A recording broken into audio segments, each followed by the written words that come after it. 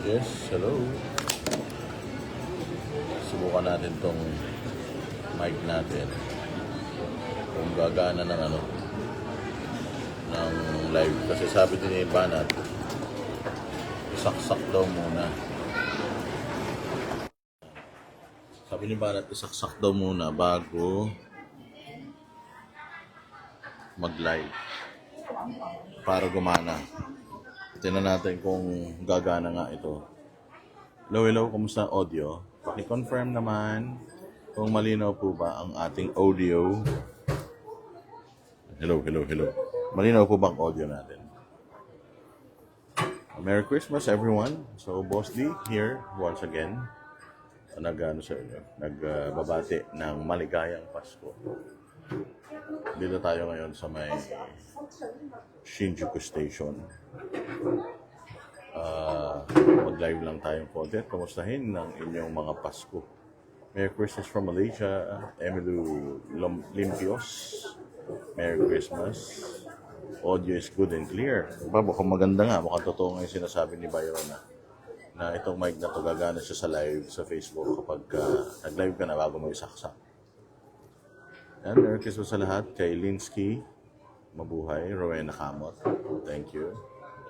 Noong nakaraan, namigay tayo ng pamasko, ayuda, 1,000 pesos. At in total, ang ipinamigay natin is 103,000. So that's 103 na mga kababayan natin ang nabigyan natin ng kahit paano pandagdag sa kanilang Noche Buena. Yung iba, nag-send sa akin ng message, nagpapasalamat. Yung iba, pinicturan pa nila yung kanilang mga Noche Buena. Ayan. I was supposed to post yung mga GCash transactions. Pero, marami kang kailangang i-edit kapag marami kang kailangang i-edit kapag inano mo lahat. Kapag inano mo yung tawag dito, yung binura mo yung mga numbers, syempre, ayaw natin as much as possible i-post yung mga numbers ninyo, yung mga pangalan. But panoorin nyo na lang yung live. Yung live nasa Boss Dada TV YouTube channel natin. Meron akong isang version doon na pinabilis ko ng konti yung yung live natin para tawag diyan, mas hindi kayo mabore. Kasi mainly yung live na yon talagang namimigay lang tayo. And 103 nga kasi yun, so sobrang dami. Matagal, umabot ng more than 3 hours yung ating live. So, maraming salamat sa mga donors. Maraming salamat sa mga nagbigay ng kanilang mga donations, pledge. Salamat. So ngayon, nandito tayo sa Dean and DeLuca. Napakasarap nitong itong kape na to. Siyempre, Christmas. Medyo late tayo nakauwi ng ating hotel dahil nag-celebrate kami dalawa ni Banat Bay kagabi. Kami ng konti, fellowship kami ng konti. Siyempre, Christmas Eve. So nag-dinner muna kami ng family niya, ni attorney at saka nung kanilang wife ni attorney na kasama si Mocha, nag-dinner lang kami. And then after, lumabas kami for a nightcap.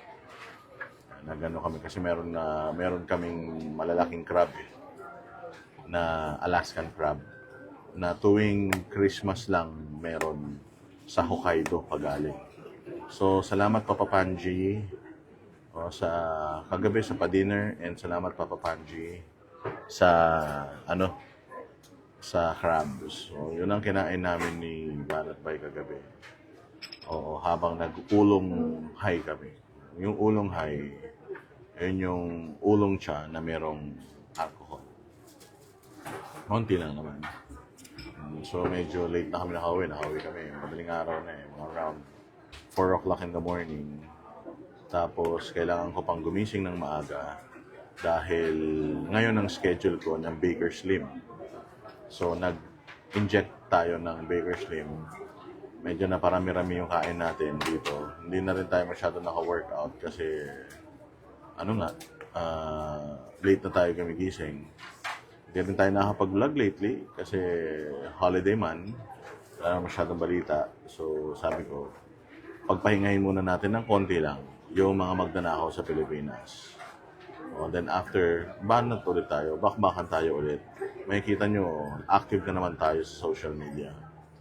Speaking of social media, unfortunately, yung godfather of political vlogging na si Banat Bay, yung kanyang Facebook page and yung personal account niya na deactivate. Tapos, ang masaklap nun, hindi niya alam yung pagkaka-deactivate sa kanya, sudden, verified pa yung kanyang account pero dini-activate pa rin. So, yun ang problema. Kapag ka meron kang third party na fact checker, tapos yung fact checker na yan, may political leaning.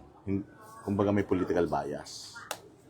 So, biased itong Verifiles at yung Rappler na fact check ng ating mga posts.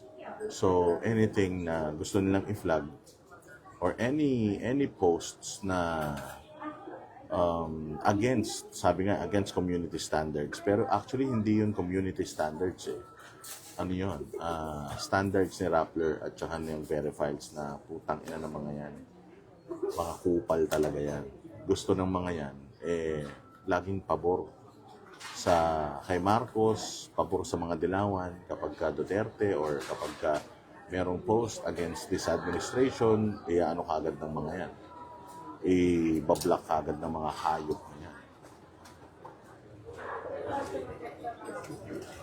So yun, na-block mga boss yung page, Facebook page ni Banat Bay. Kaya meron siyang bagong Facebook page, yung Banat Bay 3.0. I-ano ninyo, i-like and i-follow ninyo para tuloy-tuloy yung yung ating pagbanat sa gobyerno. Oy RJ, Merry Christmas, brother. Merry Christmas sa mga kapatid kong banateros. Magmabuhay kayo. God bless you all. Sana ay mas lalo kayong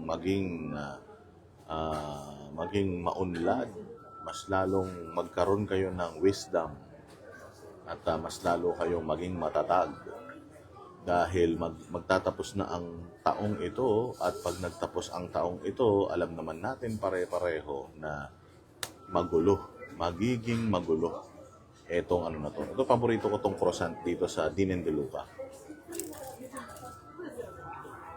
Grabe, ang sarap. Dito to sa Shinjuku Station. Kasi nasa Europe tayo nung nakaraan, sobrang sarap talaga ng croissant doon.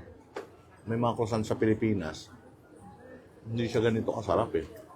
Yung maalat-alat na creamy, na flaky. Dito solid. Kuwang-kuha niya talaga yung nakain nating croissant dyan sa Paris and Europe. So going back,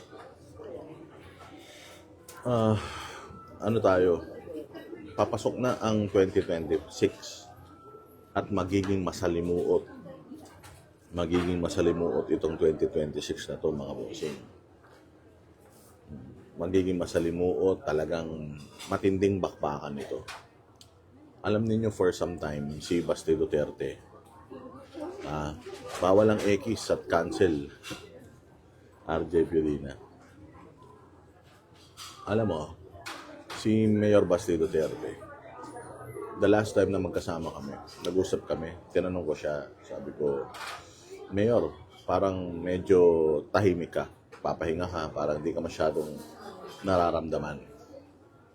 Sabi ni Mayor to Boss RJ, okay, clear ba yung audio natin? Hindi naman maingay. So yun ang sabi ni Mayor Baste.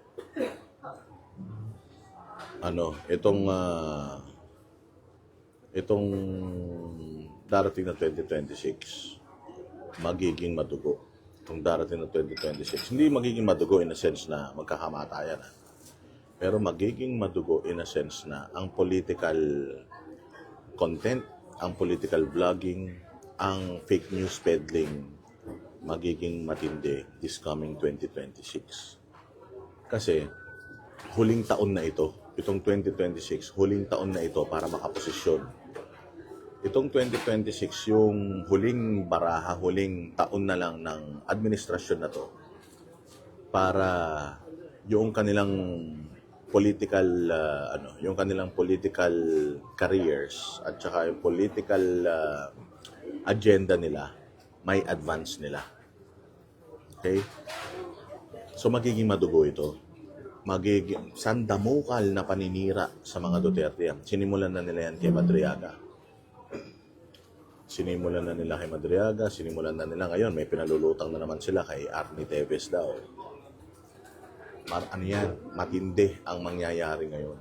Kaya nung tinanong ko si Basti Duterte, sabi ko, medyo, Mayor, meron kang podcast, huminto Ano bang nangyari? Bakit? Alam mo, ang sabi niya sa akin, Boss Dada, nagpahinga ako ngayong parang final months ng taon 2025. Naglay low ako because I'm saving my energy.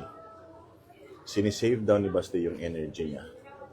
Kasi pagtungtong ng 2026, pagtungtong ng 2026, rambulan yan. Pagtungtong ng 2026, all-out war na yan. All-out war sa lahat ng mga makakalaban ng Marcos, Dilawan, sa politika. All out yan. Kaya maghanda kayo mga banateros. Maging kayo, matatag tayong lahat dahil matindi itong kakalabanin natin. Magbubuhos sila ng pera. Kaya napakarami ng pera na ninakaw nila from 2022, 2023, 2024, and 2025. Yung pinakamalaki talaga 2025. The reason why nila yan, ninakaw nila yung pera na yan, gagamitin nila yan this year para sirain ang mga Duterte, para ipakulong si Inday Sara, para patahimikin lahat ng mga content creators, lahat ng mga vloggers, para pahirapan ang mga Pilipino. Sigitan ko lang to para mas marinig. Yan.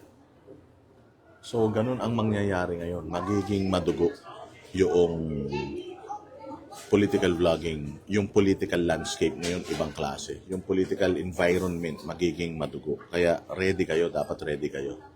Kasi tayo, hindi naman tayo binabayaran. Wala naman tayong sweldo. Wala naman tayong allowance mula sa mga politiko. Lalo-lalo na sa mga Duterte. So, walang ibang aasahan yung mga Duterte. Yung mga kalaban ng mga Duterte, sobrang daming pera niyan. Gagamitin nila lahat yung pera na yan. Bayaran ng media, bayaran ng polis, sundalo, mga huwes, judges, piskal, lahat. Gagawin nila yan. Sa dami ng pera na ninakaw nila, lahat ng ahensya na Ombudsman, DOJ, NBI, lahat yan. Actually, pati Supreme Court, pwede. Mga korte sa Pilipinas, pwede. Ano nila yan? Gagamitin nila lahat yan ninakaw nila. Trilyon ang pinag-uusapan natin dito, mga boss. Trilyon. Yung ninakaw nila is budget na ng Pilipinas. Yung total na kanilang ninakaw sa loob ng 2022 to 2025. Budget na yan ng buong Pilipinas. Ganun kalaki yung perang pinag-uusapan natin dito. At ganun kalaki, gagastusin lang nila yun sa loob ng isang taon. Ngayong 2026 nila lahat yan gagastusin para sirain ng mga Duterte. Pahinain yung political clout ng mga Duterte. Magpapalabas ng mga walang kwentang mga balita kasama ang mainstream media. Magkukulong ng mga tao para matakot magsalita. Magpapatawag ng mga sandamukal na mga hearing sa Kongreso at Senado para mapatahimik ang mga Pilipino. Lahat ng mga maninira sa mga, kaya kay Rizon Tiveros, sa Dilawan, kay Bongbong, yung mga account pwedeng mawala yan. Pwedeng ma-cancel yung mga accounts na yan. So lahat yan gagamitin nila para lang ngayong 2026 para sa against the Dutertes. Hindi nila kayang bayaran ng Diyos. Totoo naman yan. Kaya nga sabi ko nga, Spencer, batas ng tao, maaring makuha nila. Pero yung batas sa langit, hindi nila yon makukuha.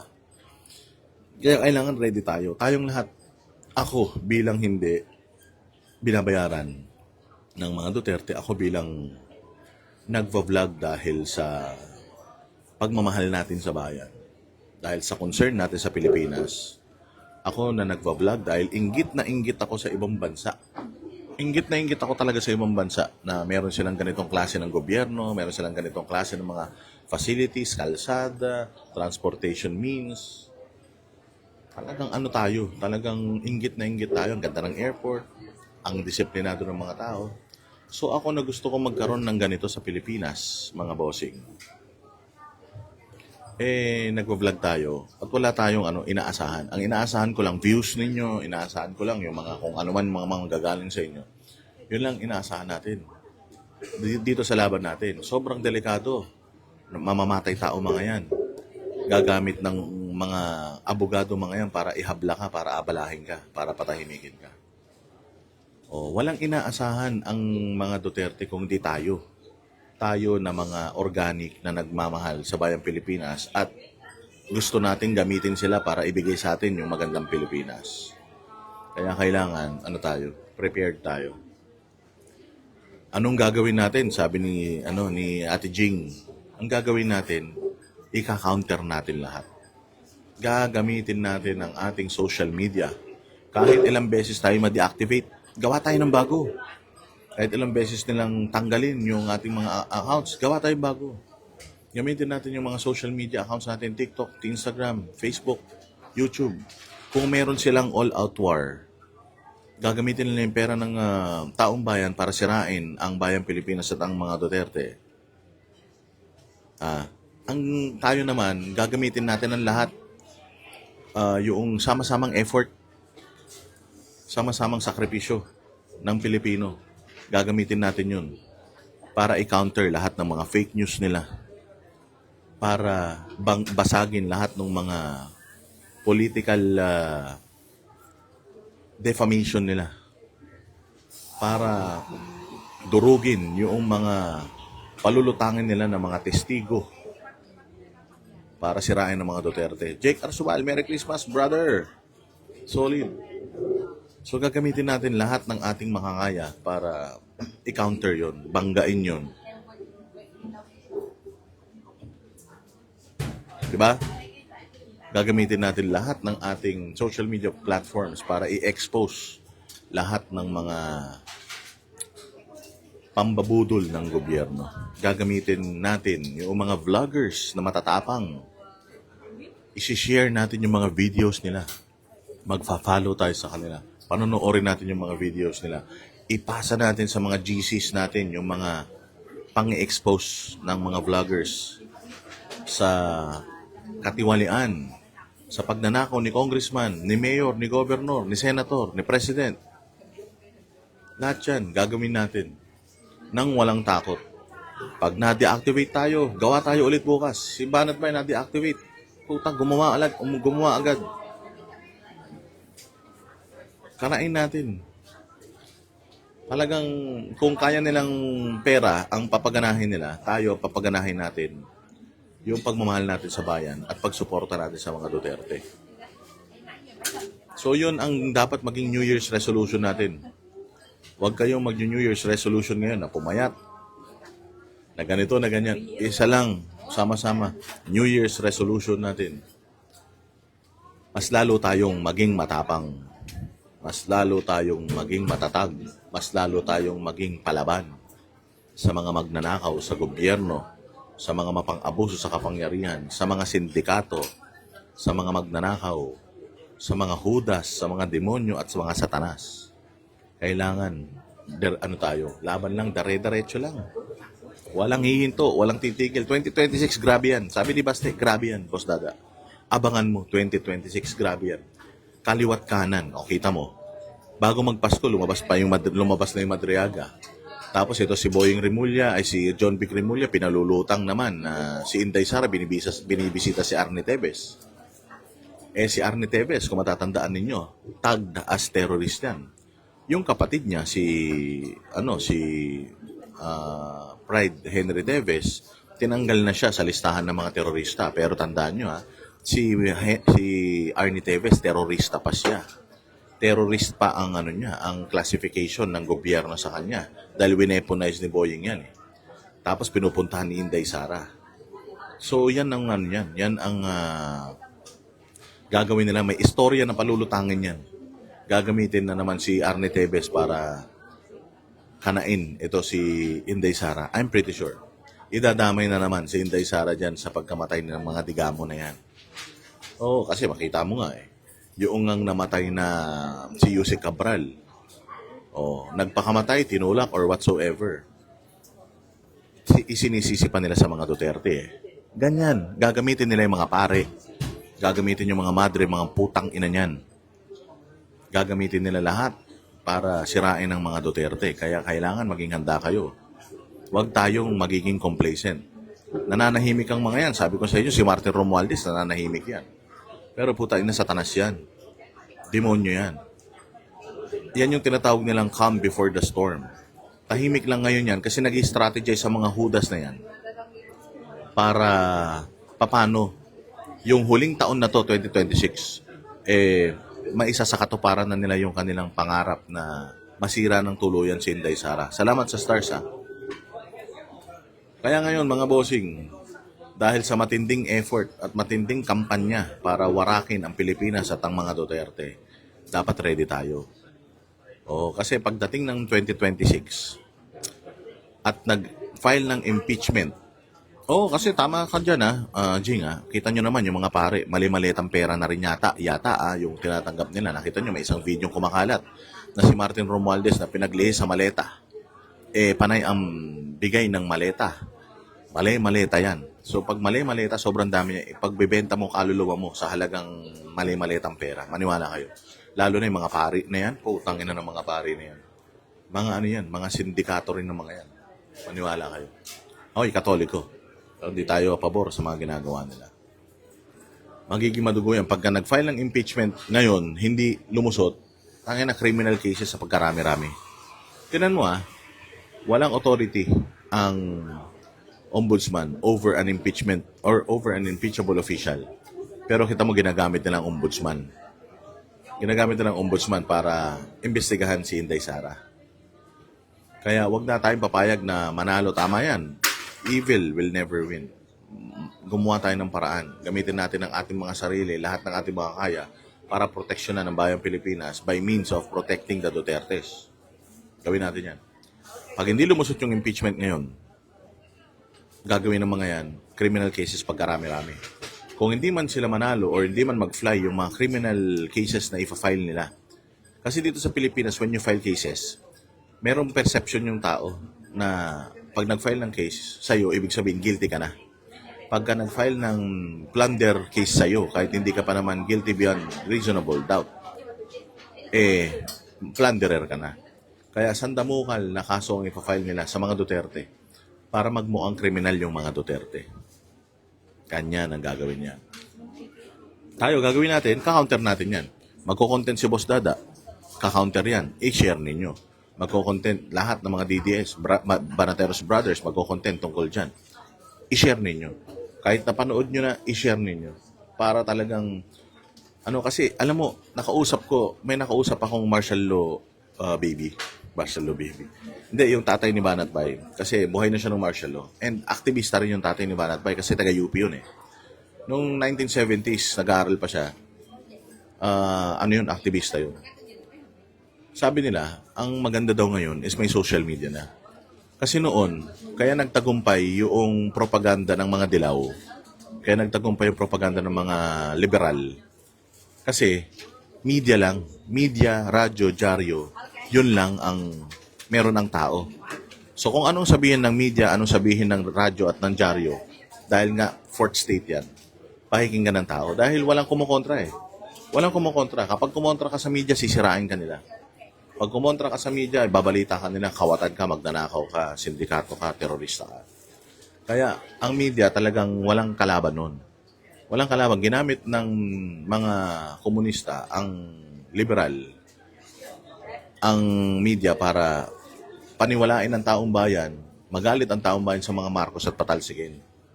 Tingnan nyo, pag alis ng Marcos, mas lumala. Malala na nun, mas lumala pa ngayon. So media yan. Ngayon, ang maganda ngayon, mga bossing, meron ng social media. Meron ng mga vloggers. So yung mga propaganda ng media, yung mga bayaran na media na naglalabas ng mga maling balita para paniwalain ng tao, meron ng mga vloggers na nagka-counter. At karamihan ng mga tao ngayon, hindi na nanonood sa mainstream media. Karamihan ng mga tao ngayon, nanonood na sa mga vloggers. Kaya galit na galit ang media kasi wala na silang control. Galit na galit ang media dahil wala na silang kapangyarihan. Galit na galit ang media kasi may kahati na sila.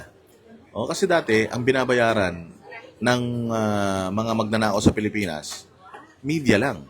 Pero ngayon, ang binabayaran nila, hindi lang media. Binabayaran pa nila pati mga vloggers. O kaya nga sa kabila, puro bayaran eh. So, ganun. So, nasa vlogging na ngayon ang